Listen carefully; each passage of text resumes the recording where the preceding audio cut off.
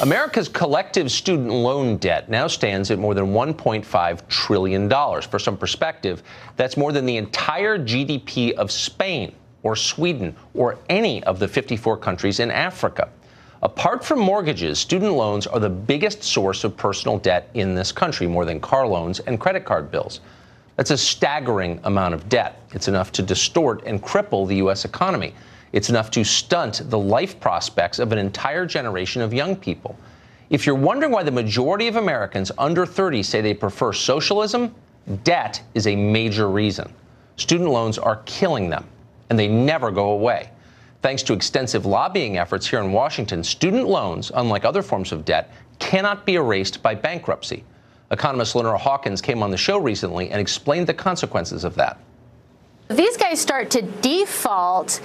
Who's going to be left holding the bag? Well, one of the really big challenges here is you can't actually get through bankruptcy. You can't remove this debt where you can with everything else. So what are you going to do? You're not going to pay your credit card bill. You're not going to pay your mortgage. You're not going to pay your home loan because you don't have a choice, even when you go to bankruptcy, to not pay your student debt. The student loan crisis is a modern problem. Just 13 years ago, the average new college graduate owed $20,000 in student loans. Today, that number has jumped to $37,000. Student debt is rising far faster than the earnings of American workers, the very earnings that are supposed to justify student loans in the first place. For professional degrees, the number goes far higher than that. The average law school graduate carries more than $110,000 in student loan debt. For new doctors, the burden is nearly $200,000 by the time they finish medical school.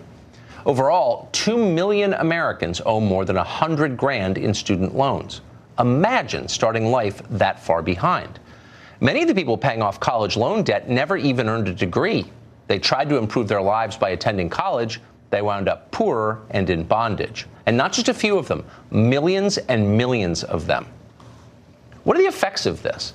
Well, the damage is far more profound than anything caused by climate change. Young people are broke. As a result, they're delaying the vital life transitions that were automatic for earlier generations. In 1990, a quarter of American adults lived with their parents. Today, the number has risen to 35%. The home ownership rate for millennials dropped 8 points from the generation before. Unable to afford homes, millennials are getting married later and less often. They're also having fewer kids. It's not because they don't want children. According to Gallup, the percentage of Americans who want children has not changed in 25 years, and yet fewer children are being born. Thanks in part to rising debt levels, America's middle class cannot replace itself. That's why we're told we must import millions of new workers from abroad. Young Americans want homes and families. Helping them get those things ought to be our top priority as a country. We can't begin until we reform the student loan system. Why haven't we done that yet? Well, a hugely powerful lobby stands in the way: colleges and universities. Their lobbyists swarm Washington. Not surprisingly, these are the people who benefit from student loan debt. Drive through rural America and you see how well they've done. In a sea of poverty and despair, you will notice gated islands of affluence. These are colleges. Outside the gates, people are unemployed and dying of opioid overdoses. Inside the gates, it's like the Ritz on South Beach. If you haven't been to an American university lately, see it for yourself. Everything is new. There's been a building boom underway for decades on campuses, all of it funded by debt that is destroying a generation of American kids. 100 schools now have endowments of over $1 billion. They are hedge funds with schools attached. What have colleges done with this money? Well, they've hired massive staffs of like-minded people, for one thing. From 1987 to 2012, the number of administrators on college campuses more than doubled. That's far bigger than the increase of actual students going to college. College administrators routinely make six-figure salaries. What exactly do they do for that money? Not a single thing that makes this a better country. College presidents often get seven-figure salaries. Their pay is probably the only thing in America rising as fast as tuition costs. Academic publishers are getting rich from all of this, too, from the debt boom. Prices of textbooks have tripled in the past 20 years. Printing hasn't gotten more expensive. Non-academic books are cheaper now than they were 2 decades ago.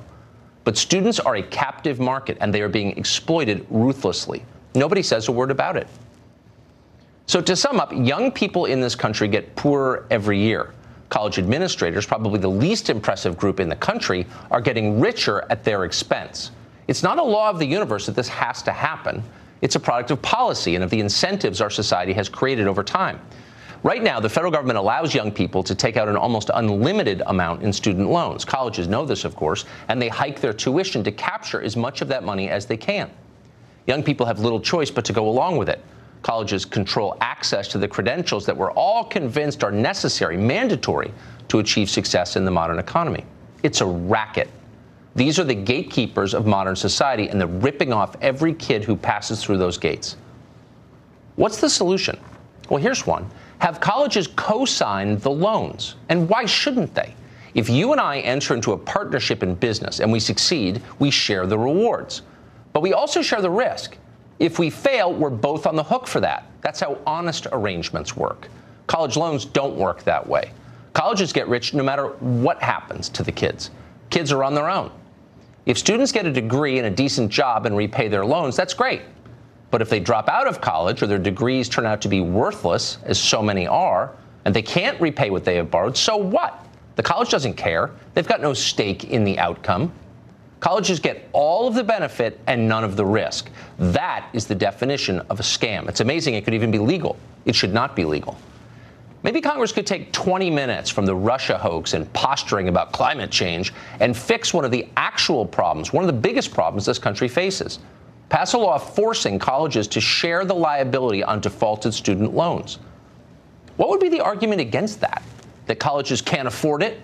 That taxpayers should shoulder all the risk so that Wesleyan or Brown can build another diversity and inclusion center and hire more useless, overpaid deans of sensitivity? It's kind of hard to make that case out loud. It's too stupid. Congress should act now. The student loan system is going to collapse. That is inevitable. Before it does, let's be very clear about who has been profiting from it.